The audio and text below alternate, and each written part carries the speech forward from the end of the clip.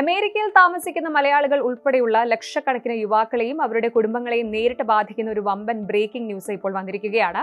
American സൈന്യത്തിലേക്കുള്ള military draft പൂളിൽ ഇനി മുതൽ യുവാക്കളുടെ പേര് ഓട്ടോമാറ്റിക്കായിട്ട് രജിസ്റ്റർ ചെയ്യപ്പെടും. ഈ വർഷം ഡിസംബറോടുകൂടി ഈ പുതിയ നിയമം പ്രാബല്യത്തിൽ വരുമെന്നാണ് റിപ്പോർട്ടുകൾ സൂചിപ്പിക്കുന്നത്.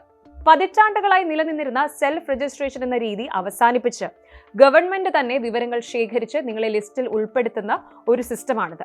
എന്നാൽ ഇത് അമേരിക്കയിൽ മാത്രം ഒതുങ്ങി നിൽക്കുന്ന ഒരു മാറ്റമല്ല. യൂറോപ്പിലും ഏഷ്യയിലുമുള്ള പല രാജ്യങ്ങളും ഇപ്പോൾ മാൻഡേറ്ററി മിലിറ്ററി സർവീസസ് അഥവാ നിർബന്ധിത സൈനിക സേവനത്തിലേക്ക് തിരിയുകയാണ്.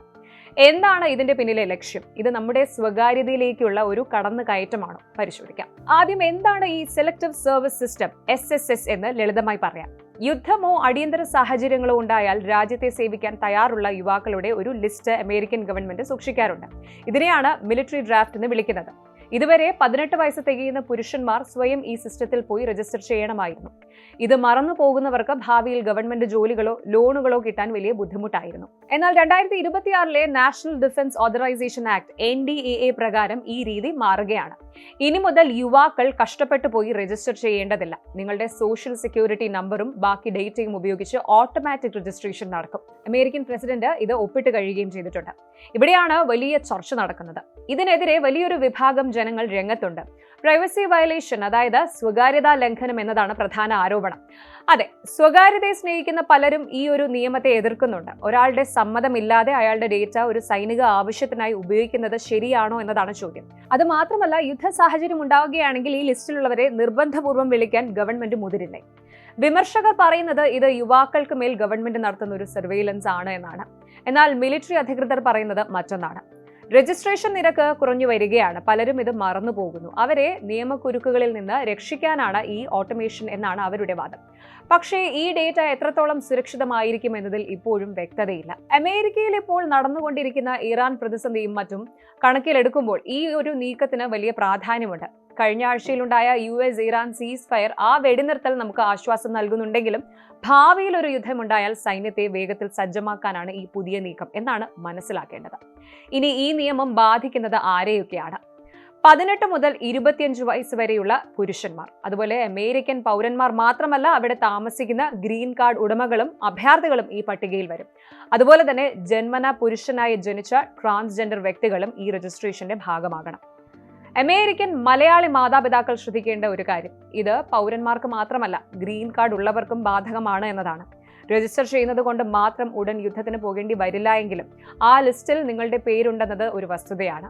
ശരിക്കും പല മാതാപിതാക്കളും ഇപ്പോൾ വലിയ ആശങ്കയിലാണ്. ഈ ഒരു രജിസ്ട്രേഷൻ ചെയ്തു കഴിഞ്ഞാൽ ഉടൻ തന്നെ തങ്ങളുടെ മകനെ യുദ്ധത്തിന് കൊണ്ടുപോകുമോ എന്നതാണ് പ്രധാന ചോദ്യം. നിലവിൽ പേര് രജിസ്റ്റർ ചെയ്യുക എന്നത് മാത്രമാണ് നിയമം. യുദ്ധത്തിന് പോകണമെങ്കിൽ കോൺഗ്രസ് പ്രത്യേക അനുമതി നൽകണം. എങ്കിലും ഗവൺമെന്റിന്റെ കയ്യിൽ ലിസ്റ്റ് എപ്പോഴും റെഡി ആയിരിക്കും എന്നതാണ് ഇതിന്റെ ഗൗരവം വർദ്ധിപ്പിക്കുന്നത്.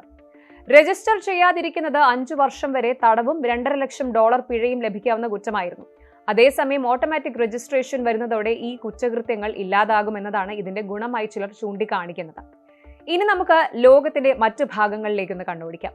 അമേരിക്ക മാത്രമല്ല ഈ വഴിക്ക് ചിന്തിക്കുന്നത്. ജർമ്മനിയുണ്ട്. ജർമ്മനിയിൽ 2026 ജനുവരി മുതൽ പുതിയ നിയമം വന്നു കഴിഞ്ഞു.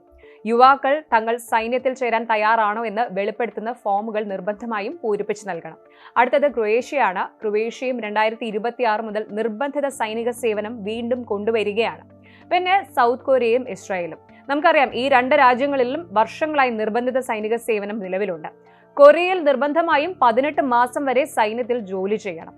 ഇനി സ്വീഡനും നോർവേയുമാണ്. ഇവിടെയും സെലക്റ്റീവായ നിർബന്ധിത സേവനം നിലവിലുണ്ട്. ഇനി എന്തുകൊണ്ടാണ് രാജ്യങ്ങൾ ഈ ഒരു സിസ്റ്റത്തിലേക്ക് തിരിച്ചു പോകുന്നത്? ഇതിന്റെ ഗുണദോഷങ്ങൾ എന്തൊക്കെയാണ് എന്ന് നോക്കാം.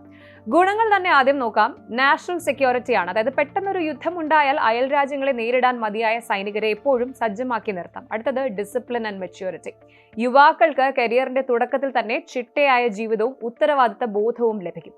ഇനി യൂണിറ്റിയാണ്. അതായത് ജാതിക്കും മതത്തിനും സാമ്പത്തിക നിലയ്ക്കും അപ്പുറം എല്ലാവരും ഒരേ യൂണിഫോമിൽ ജോലി ചെയ്യുന്നത് രാജ്യസ്നേഹം വർദ്ധിപ്പിക്കാൻ സഹായിക്കും. ഇനി ദോഷങ്ങൾ. ലോസ് ഓഫ് ഫ്രീഡം, അതായത് ഒരാൾക്ക് ഇഷ്ടമുള്ള തൊഴിൽ ചെയ്യാനുള്ള അവകാശം ഇതിലൂടെ ഇല്ലാതെയാകുന്നു. ഇനി ഇക്കണോമിക് ഇമ്പാക്റ്റ് ആണ്. യുവാക്കളുടെ പഠനകാലമോ ജോലിയുടെ തുടക്കമോ സൈന്യത്തിനായി മാറ്റിവെക്കേണ്ടി വരുന്നത് രാജ്യത്തിന്റെ ഉൽപാദനക്ഷമതയെ ബാധിച്ചേക്കാം. ഇനി പ്രൈവസി റിസ്ക് ഉണ്ട്. ഗവൺമെന്റ് വ്യക്തിഗത വിവരങ്ങൾ വൻതോതിൽ ശേഖരിക്കുന്നത് ദുരുപയോഗം ചെയ്യപ്പെടാൻ സാധ്യതയുണ്ട്. അമേരിക്കൻ സാഹചര്യത്തിൽ ഇത് വരാൻ പോകുന്ന വലിയൊരു മാറ്റമാണ്. കഴിഞ്ഞ മാർച്ച് മാസത്തിൽ വൈറ്റ് ഹൗസ് പ്രസ് സെക്രട്ടറി പറഞ്ഞത് എല്ലാ ഓപ്ഷനുകളും ടേബിളിലുണ്ട് എന്നാണ്.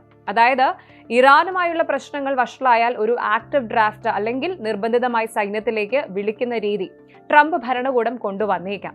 ചിന്തിച്ചു നോക്കൂ, സാങ്കേതിക വിദ്യ വളരുമ്പോൾ നമ്മുടെ വിവരങ്ങൾ ഗവൺമെന്റ് ഓട്ടോമാറ്റിക്കായി ശേഖരിക്കുന്നത് നമുക്ക് സൗകര്യമാണോ അതോ അതൊരു ഭീഷണിയാണോ? പല യൂറോപ്യൻ രാജ്യങ്ങളും ഇപ്പോൾ നിർബന്ധിത സേവനം എന്നതിനെ സർവീസ് ടു ദ നേഷൻ എന്ന പേരിലാണ് അവതരിപ്പിക്കുന്നത്. ഇനി സൈന്യത്തിൽ മാത്രമല്ല, ഹെൽത്ത് കെയറിലും സോഷ്യൽ സർവീസിലും യുവാക്കളെ ഉപയോഗിക്കാൻ ഇതിലൂടെ സാധിക്കും.